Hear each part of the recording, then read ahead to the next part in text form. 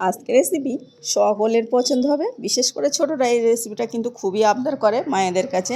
এই রেসিপিটা ঘরে থাকা সামান্য উপকরণ দিয়ে একদম ঘরের সিম্পলভাবে বানিয়ে নিতে পারেন, কিন্তু স্বাদটা হবে দোকানের থেকে আমার তো মনে হয় বেশি হয়েছিল আর অসম্ভব মজার।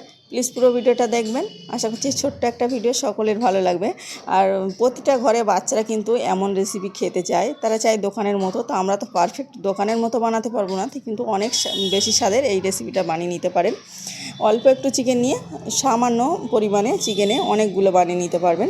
প্রথমে আমি 4টে লেগ পিস নিয়েছি, তারপরে এটা মানে ছোট বড় যে কোনো সাইজের, আরও বেশি চাইলে বেশি নিতে পারেন। 2 টুকরো আদা ছিলে নিয়েছি আর একটু রসুন দিয়ে আমি সিদ্ধ বসিয়ে দিয়েছি। এটা খুব বেশি সিদ্ধ করার দরকার নেই, জাস্ট একটু মানে ভালোভাবে যাতে মাংসটা ছেড়ে আসে এমন সিদ্ধ করে নিতে হবে। তো দেখুন ভালোভাবে সিদ্ধ হয়ে গেছে, এটা একদম নেড়ে চেড়ে জলটা শুকিয়ে চিকেনটা ভালোভাবে সিদ্ধ করে নিচ্ছি। একটু ঘুরিয়ে উল্টে পাল্টে এভাবে নেড়ে চেড়ে সিদ্ধ করে নিতে হবে। আর এটা জলটা একদম শুকিয়ে আসবে। আর এখানে কিন্তু আমি একটু লবণ দিয়েছিলাম স্বাদ অনুযায়ী, অবশ্যই লবণটা দেওয়ার চেষ্টা করবেন, তাহলে চিকেনটা তাড়াতাড়ি সিদ্ধ হয়ে যাবে আর খেতেও দারুণ টেস্টি হবে। আর দেখুন ভালোভাবে মানে সিদ্ধ হয়ে গেছে, আমি এটা একটু ঠান্ডা করে নিয়েছি, তারপর হাত দিয়ে ছাড়িয়ে নিয়েছি। আপনারা চাইলে কাঁটা চামচ দিয়ে গরম অবস্থায় ছাড়িয়ে নিতে পারেন। একদম হাড়ের গায়ে মাংস থাকবে না, এমনভাবে ভালোভাবে ছাড়িয়ে নিতে হবে। আর একটু কড়কচি ভাবগুলো আছে সেগুলো মানে রেখে দেবো, তাহলে দেখতে ভালো লাগবে। দেখুন ভালোভাবে ছাড়ানো আমার হয়ে গেছে। আর এটা কিন্তু ছোটরা খুবই পছন্দ করে, বড়রা আমরা কম পছন্দ করি। ছোটদের আবদার মেটাতে ঘরে থাকা সামান্য উপকরণ দিয়ে এই রেসিপিটা একবার হলেও ট্রাই করবেন, তাহলে কিন্তু সকলে খুশি হবে। তারপরে আমি হাড়গুলো সাইডে সরিয়ে রেখে দিচ্ছি। আর চিকেনটা একটু মানে বড় বড় সাইজের আছে, গালে পড়লে ভালো লাগবে খেতে। আর এদিকে আদার টুকরোটা গ্রেট করে নিচ্ছি, যে 2 টুকরো আদা দিয়েছিলাম ওটা তো ভালোভাবে সিদ্ধ করে নিয়েছি, ওটা গ্রেট করে নিলাম। আর চিকেনটা একটু ভালোভাবে ছাড়িয়ে ছাড়িয়ে মানে ডলে নিয়েছি। আর এখানে লেবুর রস দিয়ে নিচ্ছি 1 টেবিল চামচ, হাফ টেবিল চামচ জিরে গুঁড়ো দিয়ে নিলাম, হাফ টেবিল চামচ মরিচ গুঁড়ো দিয়ে নিচ্ছি। আর এটা কিন্তু মশলাটা খুব বেশি দেওয়ার দরকার নেই, যেমন পোস্তে বানাচ্ছি তো অল্প অল্পই লাগবে। তারপরে হাফ টেবিল চামচের মতো লঙ্কা গুঁড়ো দিয়ে নিলাম, আর স্বাদ অনুযায়ী লবণ। লঙ্কা গুঁড়োটা আমি পরে একটু দিয়ে নেব। অল্প একটু পেঁয়াজ কুচিটা একদম অপশনাল, যেহেতু মানে ঘরে থাকা হোমমেড হিসেবে বানাচ্ছি তো এই জন্য দিয়ে নিলাম।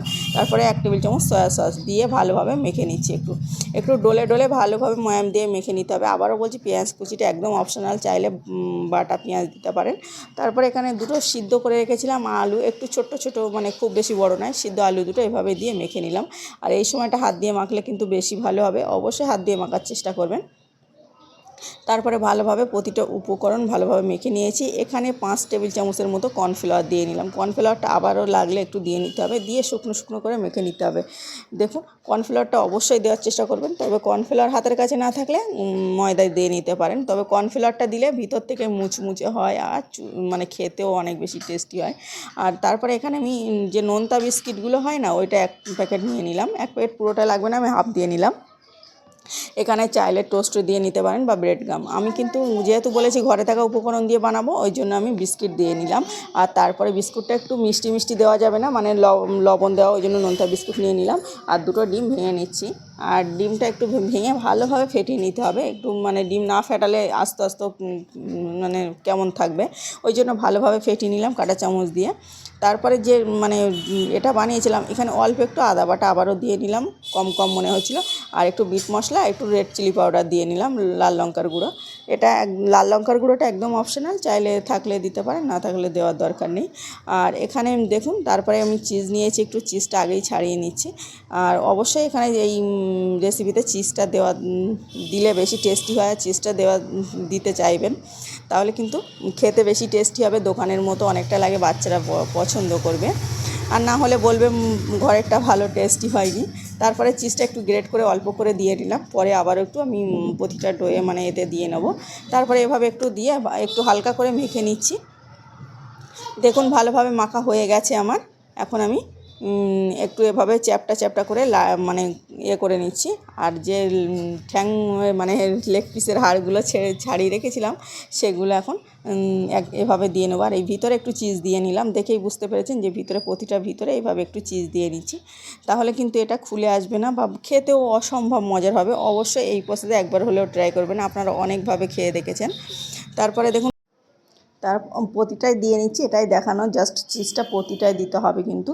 সবগুলো এইভাবে রেডি করে নিয়েছি আমি, আর হাতে একটু তেল লাগিয়ে নিয়েছিলাম। তারপরে এখানে যে ডিমটা ফেটিয়ে রেখেছিলাম এটাতে এভাবে ভালোভাবে ডুবিয়ে নেব, মানে ভালোভাবে ডিমটা লাগিয়ে নিতে হবে। তারপরে এভাবে এই যে বিস্কিটের গুঁড়োর উপরে কোট করে নিতে হবে। আপনারা চাইলে কিন্তু এখানে ব্রেড গামও দিতে পারেন, তো আমি যেহেতু ঘরে থাকা সামান্য উপকরণে বলেছি বানানোর চেষ্টা করেছি, তার জন্য বিস্কিট গুঁড়ো দিয়েছি। আর চাইলে পাউরুটিও দিয়ে নিতে পারেন, মানে পাউরুটি ভেজে গুঁড়ো করে দিয়ে নিতে পারেন, বা টোস্ট গুঁড়ো করে দিতে পারেন।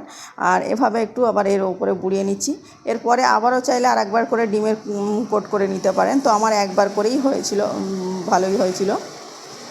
এদিকে তেল বসিয়ে দিয়েছি, ভালোভাবে গরম হয়ে গেছে। এভাবে আমি সেঁকে নেব, ভেজে নেব। কড়াটা একটু ছোট হয়ে গেছে, একটু বড় কড়াইতে ভাজলে পুরো মানে ডুবে থেকে ভালো হয়। তো আমি একটু ঘুরিয়ে ফিরিয়ে উল্টে পাল্টে একটু সময় ধরে ভেজে নেব। আর সময় ধরে ভেজে নিলে ভিতর থেকে কিন্তু ক্রিস্পি হবে খেতে। ভিতরটা অতটাও মানে ক্রিস্পি হবে না, একটু নরম নরম থাকবে, খেতে কিন্তু ভালো লাগবে। তারপরে দেখুন ভালোভাবে ওগুলো ঘুরিয়ে ফারিয়ে মানে কালার করে একটু ভেজে নিলাম, আর তারপরে বাকি দুটোও দিয়ে নিলাম, সেমভাবে ভেজে নিয়েছি। আর দেখতে কতটা লোভনীয় হয়েছে, এটা কিন্তু খেতেও ততটাই টেস্টি। এগুলো আমার ভাজা হয়ে গেছে, এখন আমি পরিবেশন করার জন্য তুলে নিচ্ছি। আর এটা আপনারা চাইলে ঘরে চাটনি বানিয়ে নিতে পারেন। আমি সসের সঙ্গেই পরিবেশন করেছিলাম, সাধারণত দোকানে সসের সঙ্গেই পরিবেশন করে। দেখুন একটু ভালো করে দেখলে বুঝতে পারবেন, একদম দোকানের মতন, মানে বাচ্চারা ভীষণ ভীষণ পছন্দ করবে। আর এটা কতটা ক্রিস্পি হয়েছে উপরটা সেটা দেখানোর চেষ্টা করছিলাম, জাস্ট অরিজিনাল মানে সাউন্ডটা এত বেশি ছিল, ওই জন্য আমি সাউন্ডটা দিতে পারিনি।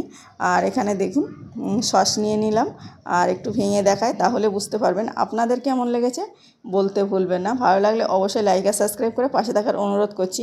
আর অবশ্যই একবার হলে ট্রাই করে দেখবেন, আশা করছি সকলের পারফেক্ট হবে, সকলে পছন্দ করবে। দেখুন ভিতরটা একটু, আর অবশ্যই অবশ্যই কিন্তু চিজটা দেওয়ার চেষ্টা করবেন, তাহলে কিন্তু এতটা টেস্টি হবে।